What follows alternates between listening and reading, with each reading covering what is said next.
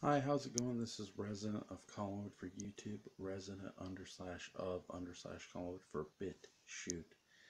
I'm here to discuss why I like Halloween 5 and did Halloween 5 take from the Dark Shadows playbook? Before I answer that, I sort of got to go back to Halloween 4, especially the end, and that's sort of where I'm going to preference this. When you look at Halloween 4, and the end of it, here's Jamie Lloyd, the daughter of Laurie Strode, played by Danielle Harris.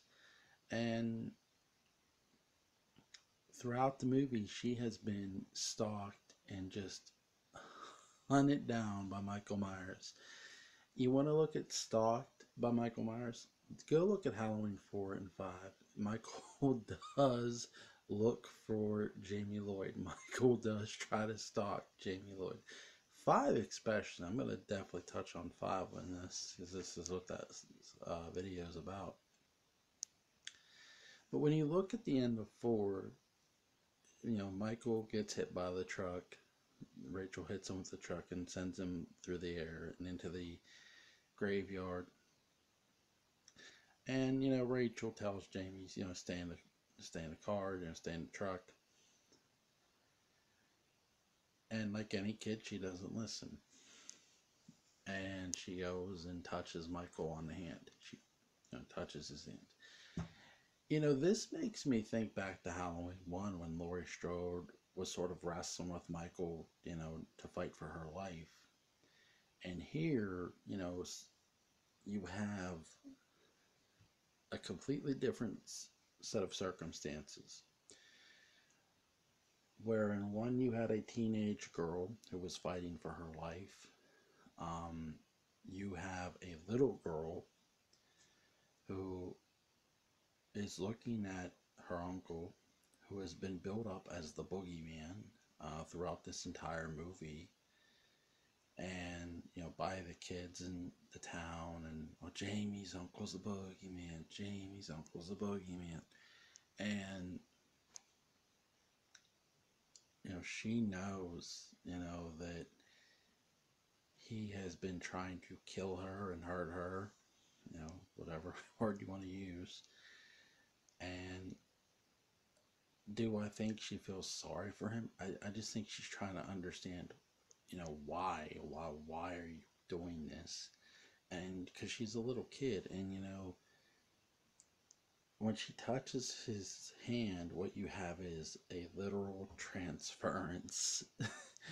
I wouldn't call this a full-fledged possession. A possession to me is when somebody completely takes over your body for the rest of your life. That's a possession to me.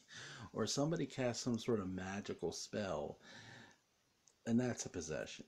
So did they take from the Dark Shadows playbook from that standpoint? No. What this sort of reminded me of, though, a little bit, was when Count Batoffi body swapped a little bit with Quentin. The only difference is there wasn't a severed hand involved. And, one was Michael Myers and one was a little girl, and not two grown ass adults. But the other difference is Batoffi's hand was evil. Michael is the embodiment of what evil is. This really, it's not so much just Halloween 5 that gets into the yin and yang of this. Really, if you want to know where this starts, really, even though the same writer and director don't return for 5, the yin and yang aspect to me start in the end of Halloween 4. Here's Jamie. She's the ultimate form of innocence, a child. Being a father, I have 2 innocent little kids. And if you're a parent, that's what a kid is. A kid is innocence. A kid is the ultimate representation of innocence. They're not corrupted by the system yet. They're not exposed to it. They're young. They're innocent. And here's Michael Myers, who's the embodiment of evil, right? So now what you have is the ultimate yin and the ultimate yang, and one's touching the other, and boom, you have this sort of transference happen. again, possession to me is too strong of a word because possession means he would have had full control of her. And to me, does he? Now, people are going to say, well, wait, she does stab her stepmother. True, I agree. Here's the thing, I'm going to go right back to the original. Michael Myers murdered his goddamn sister in 1978. John Carpenter's Halloween. Well, in 1963, the murder was committed, but you get what I'm saying. So in 1963, Michael murders his sister. Flat out. There's no hesitation. There's no, oh, she's not dead. There's no, just, he stabs her multiple times and makes sure she's dead. Jamie, I think Jamie, not all of Jamie, all the good went out of Jamie. I don't. I think a lot of Jamie remained, but a lot of there was some evil inside of her that came from Michael that, like I said, transferred into her. And that's why you saw the scissors and the stabbing. But again, too, she doesn't kill her stepmother, and she could have. She stops actually after stabbing her in the shoulder and just walks off and stands at the top of the stairs. And that's sort of where Halloween 5 you get this mute Jamie. And should she have been mute, it's something you can debate, but I get why. I mean, this girl literally, Michael still has some sort of weird link and hold over her. Not complete hold, just they have this link. And they have this link because of the touching, because of the transference. You have Halloween 5 that sets up literally just a short year later. And that's what's so interesting about Halloween 5 is it literally takes place a year later after the events of 4. So look, we know Halloween, people say Halloween 5 was rushed. That's fine. I'm not here to debate that. But here's what I enjoy about 5 right here. Here's Danielle Harris. And this is a lot of the reason why people say Danielle Harris needs to be in another Halloween movie. Because she sold her goddamn ass off being mute more than what Judy Greer did at fucking talking throughout 2018. Sorry, but that happened. Um, Danielle Harris doesn't talk because, again, Michael has somewhat transferred himself into her, his evil essence. But again, she can't talk. The full-fledged evil that stabbed her stepmother, isn't there to the degree of she's gonna kill somebody. But now she's got this psychic link to Michael that she can see what he's doing and feel it. And that's what the aura of that did to her. It just left her to the point of she can't talk. But here's the thing too, what people don't point out. She keeps trying to talk throughout the whole movie. People just say, well, she's mute, she's mute, she's mute. Then suddenly she just talks. Well, actually, she's been trying to form words. She's been going, the whole movie, so she's trying to talk. There are scenes where she just sits there and sort of slopes and is sad, but she's more sad because of the situation and she knows he's coming. She knows he's a coming back. She knows he's alive. And she can't say the words, he's alive! Her first words were, what? Tina! Well, Cookie Woman. Sorry, Cookie Woman, and then Tina. Another reason I like Halloween 5, the introduction of the Man in Black is still the creepiest goddamn introduction in Halloween history. It's one of them at least. To me, the first one's Michael. The second one is the Man in Black. And laugh if you want, but I'll tell you who I thought this was when I watched this as a kid. And man, when you're 10, 11 years old and you watch this shit, I thought it was the devil coming for Michael's wayward soul. I shit you not. I mean, it fucking looked like the goddamn devil. I'm thinking, Satan? Like, Satan? But it wasn't obviously. That gets revealed in 6. But I really like how they introduce him. He's so. When I go back and watch 5, I just look at the man and I'm like, God damn, you're fucking creepy as fuck.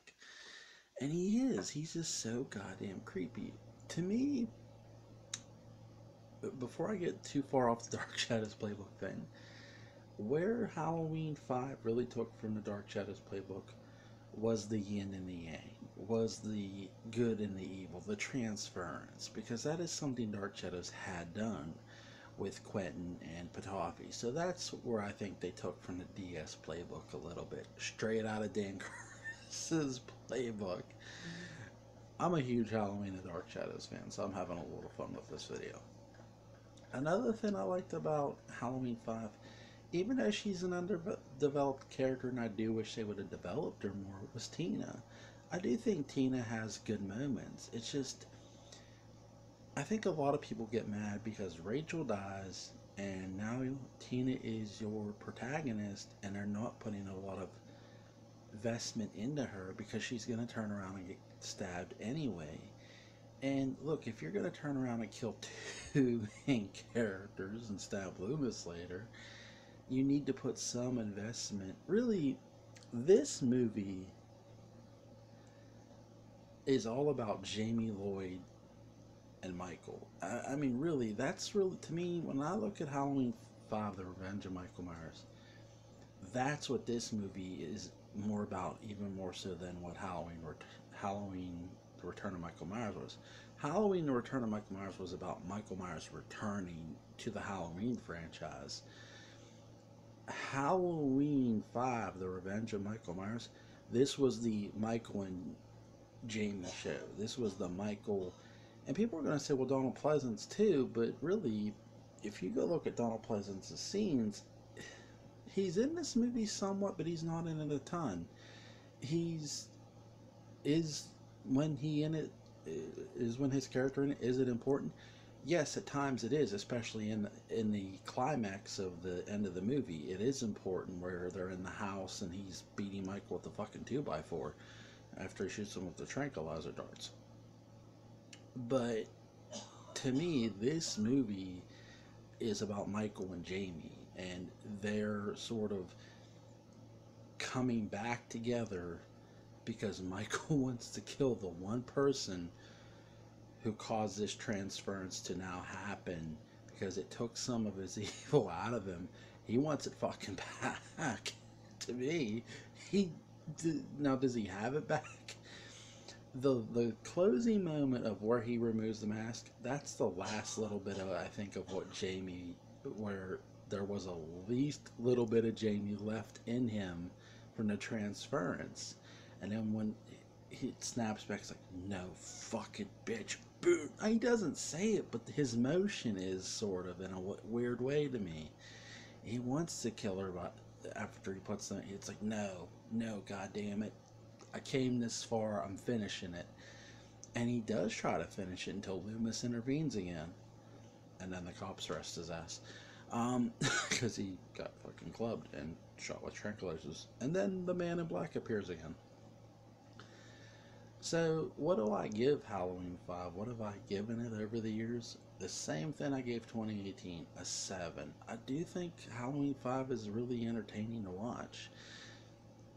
You know, people point out the quirky cops. There are some pretty quirky cops in 2018 too. So, really, all in all, the one, again, I want to point this out before I leave, before I sign off anyway. In Halloween 2018, there was a big deal made that Allison was going to be Michael's new favorite obsession. I'm sorry, but we did not see that in 2018 at all. We didn't see Michael stalk Allison. You go look at Halloween 5. Michael stalks the shit out of Tina. I'm talking as soon as he kills Rachel, he stalks Rachel, kills Rachel. He stalks the shit out of Tina and Jamie, and he kills Tina. I loved the stalking in Halloween 5. I love how they did it. It was very fucking creepy and just eerie. Michael just stalks and kills, stalks and kills. Halloween 2018, he did not stalk Allison. I mean, he didn't pursue her. He didn't try to, I'm not, look, we know Michael Myers isn't going to run, but goddamn, he doesn't chase her, doesn't walk after her, he doesn't stalk her, he doesn't follow her around. Nothing. He just happens to be in the yard, her and some dipshit she's walking home with land in, or taking a shortcut through. Not the same thing. Sorry, it's not. It's not the same thing. Oh, goodness. But that's my points for Halloween 5. I've given it a 7 out of 10 over the years, and that's where I'm going to stick with this. I enjoy it to death. I enjoy watching the sequels, definitely. I do enjoy Halloween 2018 too, but I don't think it's the greatest movie since sliced bread like everyone else does. It does have its faults. And so does Halloween 5, obviously. There are issues with 5. My biggest issue is with 5 is, again, they underdeveloped the character who they're making the antagonist. And again, that's not the actress's fault. This is the same thing that I have issue with they underdevelop Buster Rhymes' character. They don't give you enough background. But Buster makes it work. And you know what? So does the girl that played Tina. She tries to make it work. It's not an actress or actress's fault to write the script or to try to write the script. Their job is to play the character that is written for them specifically and to try to do the best they can. And by God, they did.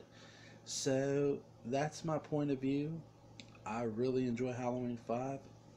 Let me know what you guys think. What is the one thing that you liked about Halloween 5? What are some of the things you liked? Some of the things you didn't. I know people are going to say some of the things they did. They're going to shit on this. But I really enjoyed Halloween 5. I'm going to upload this and get off here and try to finish writing this out. Writing my Dark Shadows story out here. And get it up by tomorrow. If I can get it up by tonight, I'd be like extremely happy. But I'll see you guys next time. Like, share, comment, and subscribe.